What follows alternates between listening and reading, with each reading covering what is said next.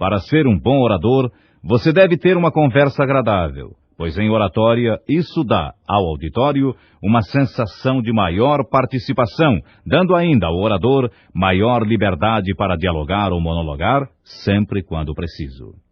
Vamos, pois, conhecer o decálogo da arte de conversar. Evite assuntos que sejam apenas pessoais. Não monopolize a conversa. Não contradiga sempre. Não interrompa com frequência. Não mude bruscamente de assunto. Mostre interesse real no que lhe dizem. Volte com habilidade a um assunto não completamente esgotado. Não dê opiniões dogmáticas ou autoritárias. Fale com clareza, observando a correção de linguagem. Evite conversas pessimistas. Importância dos fatos apresentados pelo orador. Sempre se afirmou que contra fatos não há argumentos.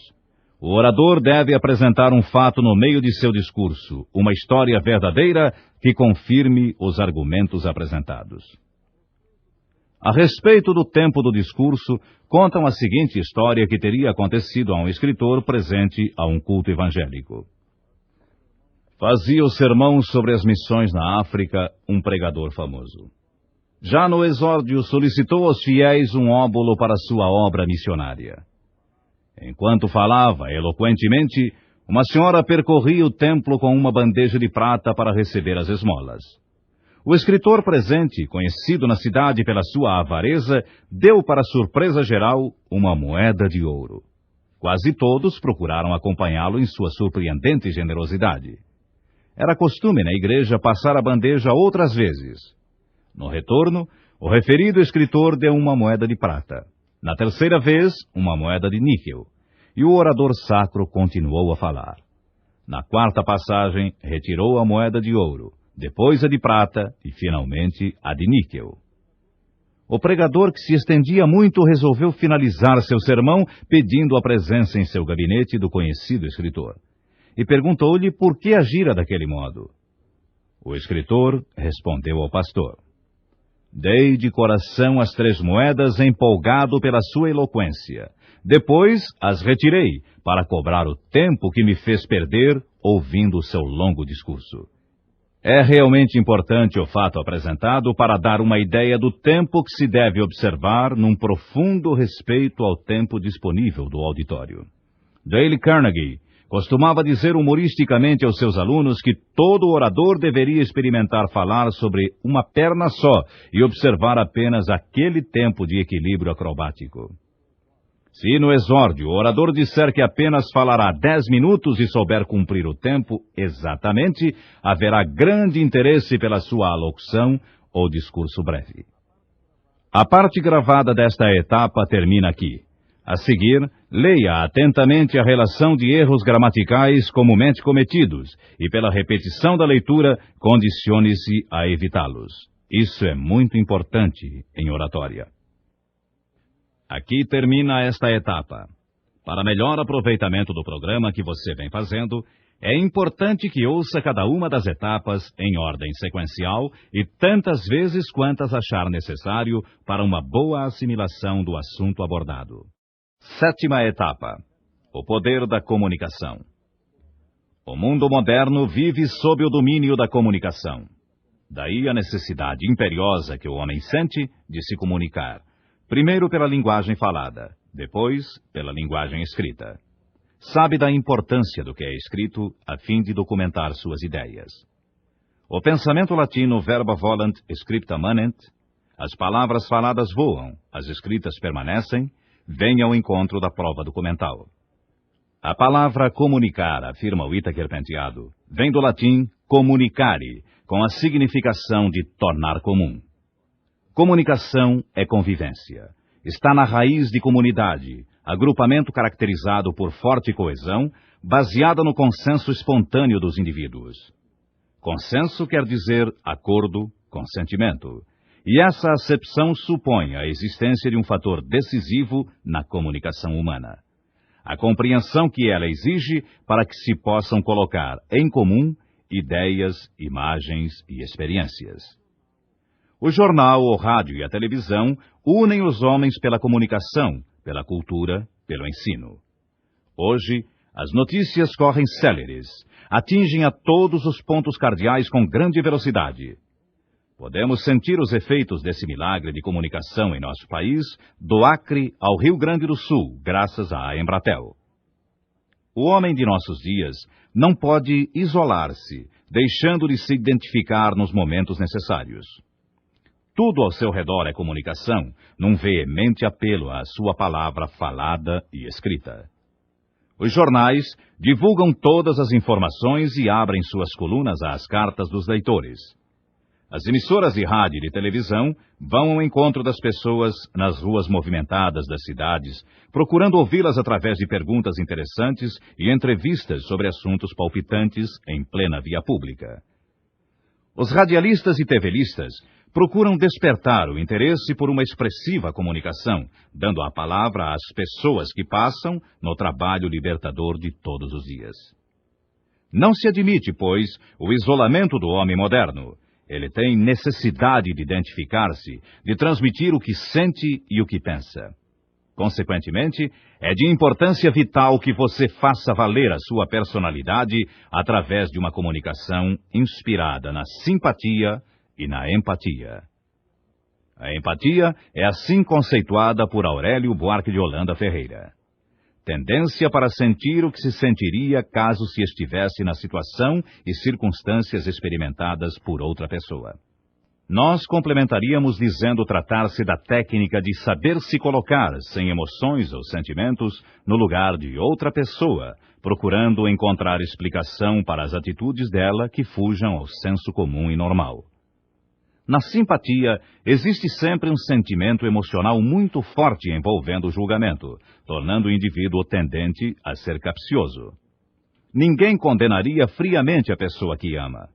O mesmo pode ser dito em sentido oposto quanto à antipatia. É difícil julgar com isenção de ânimos a quem sentimos antipatia. Colocada como fiel da balança entre uma e outra, a empatia cumpre a finalidade de permitir a análise sem que haja envolvimento emocional.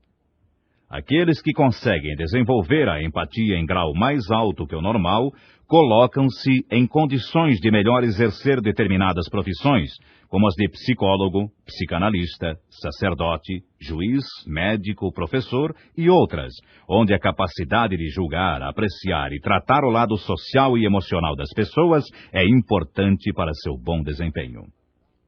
Personalidade do orador. O orador precisa ser autêntico. Deve revelar a personalidade em toda a sua plenitude. Quando se dá um tema a um grupo de pessoas, uma viagem, por exemplo, notamos que cada um descreve a viagem de acordo com o seu temperamento. Uns se limitam apenas a descrevê-la, sem acrescentar pormenores que enriqueçam a ilustração do passeio. Existem os que ilustram a descrição, apresentando fatos curiosos e humorísticos. Outros, talvez procurem estabelecer paralelo entre a viagem em si, os locais visitados, e fatos sociais, históricos ou religiosos a ela ligados. E ainda há os que se lembram de episódios verdadeiramente agradáveis e emocionantes. É a maneira de contar a viagem, valorizando-a com tudo o que é agradável, que caracteriza o bom comunicador, o excelente orador. Na arte como na ciência, segundo Goethe, no fazer como no agir, tudo está em apanhar claramente um assunto e tratá-lo de conformidade com sua natureza. Como ilustração do que acabou de ser dito, acompanhe a descrição feita pelo saudoso jornalista de São Paulo, Rubens do Amaral, em torno do tema Um Trem Parte de São Paulo. Sinta o poder descritivo do autor fazendo a viagem com ele. O chefe do trem trilou por 2 vezes o apito, e alternando, respondeu-lhe o mugido curto e rouco da locomotiva, num eco rápido pelas arcadas da Estação da Luz. O comboio largou macio e resvalou ao longo da plataforma, ganhando velocidade em crescentes impulsos. A fumarada da chaminé anuviou o recinto, invadiu em ondas os carros e lançou nos ares novelos pardacentos que se desenrolaram turbilhonando, acenderam esgarçados e se confundiram na garoa da manhã de inverno. Nos quadros das janelinhas perpassaram, instantâneas, a correr para trás, a ponte da rua Couto de Magalhães, as muralhas da Sorocabana, cabinas, postes, máquinas, vagões. Apareceram à direita o Bom Retiro, bairro feito de cortiços a formigar em redor de grandes fábricas. À esquerda, os Campos Elíseos, na sua pretensiosa mediania de velho arrabalde aristocrático, que a Avenida e o Higienópolis desbancaram. A imagem do Sagrado Coração de Jesus na ponta da Torre Salesiana pareceu tombar para a frente, esfumada e indecisa na cerração. Passaram vertiginosamente as estações de Barra Funda, Água Branca e Lapa, com um ar britânico em seus tijolos vermelhos engradados de branco. O Casaril rareou. O P3 cortou em reta várzeas planas como lagos e transpôs, num fragor de reboos, a ponte do Tietê. Para trás ficava a capital paulista. Agora faça você a descrição de uma viagem e narre um fato interessante ocorrido no trajeto ou à sua chegada à cidade escolhida em seu roteiro turístico. Grave em fita cassete se for possível. Lembre-se de que toda sua palavra num discurso dessa natureza tem por objetivo convencer. A eloquência, como já foi definida, é a arte de convencer, deleitar ou comover. Sempre que possível, teatralize sua mensagem, tornando-a verdadeiramente acessível. Para o cálculo exato do tempo de um discurso, vamos cronometrar uma lauda datilografada ou um datiloscrito. Tempo de leitura de um datiloscrito, 3 minutos. Por exemplo, para um discurso de 9 minutos, tempo ideal da comunicação moderna, são necessários 3 datiloscritos. O soneto, o menor discurso em 14 versos, tem a duração de 55 segundos para ser recitado. A célebre oração de Gettysburg, de Abraham Lincoln, notável presidente dos Estados Unidos, pronunciada em 19 de novembro de 1863 na Pensilvânia, tem a duração aproximada de 2 minutos. A oração O Prazer de Servir, de Gabriela Mistral, tem também a duração de 2 minutos aproximadamente. A fim de que possam fazer parte de uma pequena antologia de célebres discursos, vamos oferecer os textos completos da oração de Gettysburg e de O Prazer de Servir. No final do manual, você vai encontrar um suplemento antológico, onde, entre vários outros textos célebres, poderá localizar a oração de Gettysburg e O Prazer de Servir.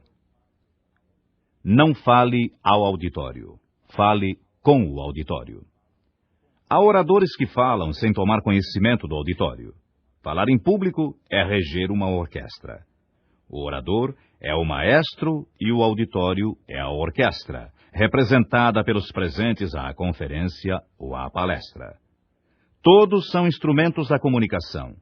Se não houver uma sintonia, reciprocidade, um acordo entre orador e assistência, a comunicação não se realizará. Existem oradores que apreciam o solilóquio, o monólogo, a fala consigo mesmos. Não tomam conhecimento do que se passa com os que foram convidados para a palestra. O saudoso padre Saboia de Medeiros, um dos melhores oradores sacros de São Paulo, subia ao púlpito e conversava com os fiéis presentes à missa, isto é, fazia perguntas ao auditório e respondia em seguida num tom dialogal verdadeiramente agradável. E sua homilia não ia além de 5 minutos. Apenas para refrescar sua memória. Improviso, 5 minutos. Homilia, prática religiosa, 5 minutos. Também se admite a pronúncia homilia. Palestra, 30 minutos. Conferência, 45 minutos. Quando solicitado a usar da palavra, experimente falar de sua profissão com um grupo de pessoas amigas ou colegas de trabalho. Converse com os que estão presentes e faça-lhes perguntas, aguardando suas respostas. Peça também aos que o ouvem que lhe façam perguntas. Muitas poderão abrir caminhos novos para uma interessante palestra. Certa vez o eminente mestre Alceu de Amoroso Lima, iniciando uma conferência na Biblioteca Mário de Andrade, em São Paulo, ao sentir a formalidade da assistência, começou sua palestra sobre crítica literária, formulando uma delicada pergunta aos presentes. Em seguida, respondeu à pergunta ele mesmo e o auditório se sentiu à vontade. Assim procedem os grandes conferencistas. Quando sua incumbência ao discursar tiver por fim saudar uma pessoa viva, envie ao homenageado com antecedência o questionário de Marcel Proust, impresso no suplemento antológico, pedindo-lhe que o devolva preenchido. De posse dos dados obtidos através das inteligentes perguntas ali contidas, como por exemplo, qual é para você o pior dos males? O seu ideal de felicidade terrestre? Qual o traço mais marcante de seu caráter? Quais os personagens da história que mais abomina? E muitas outras, você sentirá muito mais segurança ao discursar, pois terá traçado um perfil do homenageado, o que, além de lhe fornecer farto material para seu discurso, contribuirá ainda para que se sinta mais confiante ao falar. O Haikai, síntese na comunicação lírica. O Haikai, criado há 3 séculos no Japão pelo grande poeta Basho, considerado por muitos o mais admirável representante da poesia no seu país, tem sido tentado por muitos poetas ocidentais, seduzidos pela sua extrema concisão de forma, breves poemas de 17 sílabas. Mas, em japonês, o Haikai não é apenas um quadro breve, um desenho extremamente sucinto e na aparência fácil, representando uma paisagem, uma situação ou um estado de espírito. Os elementos que nele se dispõem e são diretamente perceptíveis pelos sentidos evocam para o povo do sol nascente sugestões que o Ocidente em geral não pode captar, por aludirem a circunstâncias, pessoas, acontecimentos inerentes ao Japão e à sua gente. Às vezes, a poesia decorre de jogos de palavras intraduzíveis em outros idiomas, de modo que quase sempre o que o leitor não iniciado percebe num desses poemas nada tem a ver com o que ele verdadeiramente exprime. Um dos mais conhecidos haikais de Basho é o que diz: velho tanque, uma rã mergulha, barulho da água. Essa pequena imagem que nos deleita pelo contraste do silêncio do velho tanque com o súbito salto da rã e o som da água tem, na análise dos especialistas, um significado mais profundo. Ela representaria o choque do momentâneo com o permanente, choque de que resulta a percepção da verdade. Assim, o Haikai, nas mãos de um artista da qualidade de Basho, apresenta dimensões que mal se poderiam adivinhar nas suas 17 sílabas. É um engano tomá-lo apenas pelo aspecto superficial. Precisa-se penetrar na intimidade de sua significação. Fale com entusiasmo. O orador precisa dizer com entusiasmo, fazendo falar seu coração. Num discurso, deixe o coração falar. O auditório sente o entusiasmo do orador e também se entusiasma, se anima. Há uma íntima ligação do comunicador entusiasta com o auditório que o escuta. Um bom orador deve ser dramático para comover, para convencer. Em seu discurso, narre uma história verdadeiramente emocionante e demonstre sua sensibilidade ao contá-la. Para testar seu grau de capacidade atual de ser entusiasta ao contar um fato, leia com bastante vibração em voz alta a belíssima página antológica Os 3 Talismãs, de Teodoro de Moraes, que agora você vai ouvir, e sinta a força extraordinária da mensagem. Que é preciso para aprender? Perguntou um filho ao pai. Para aprender, para saber e para vencer, respondeu o pai, é preciso buscar os 3 talismãs: a alavanca, a chave e o facho. E onde encontrá-los? Interroga o filho. Dentro de ti mesmo, explica o pai. Os 3 talismãs estão em teu poder, e serás poderoso se quiseres fazer uso deles. Não compreendo, diz o filho, cada vez mais intrigado. Que alavanca é essa? A tua vontade. É preciso querer, é preciso remover obstáculos para aprender. E a chave? O teu trabalho. É preciso esforço para dar volta à chave e abrir o palácio do saber. E o facho? A tua atenção. É preciso luz, muita luz para iluminar o palácio. Só assim poderás ver com clareza e descobrir a verdade que vence a ignorância. Eis o segredo da eloquência. Experimente ler a página Os 3 Talismãs a um grupo de amigos. Leia com entusiasmo, sentindo-lhe os ensinamentos.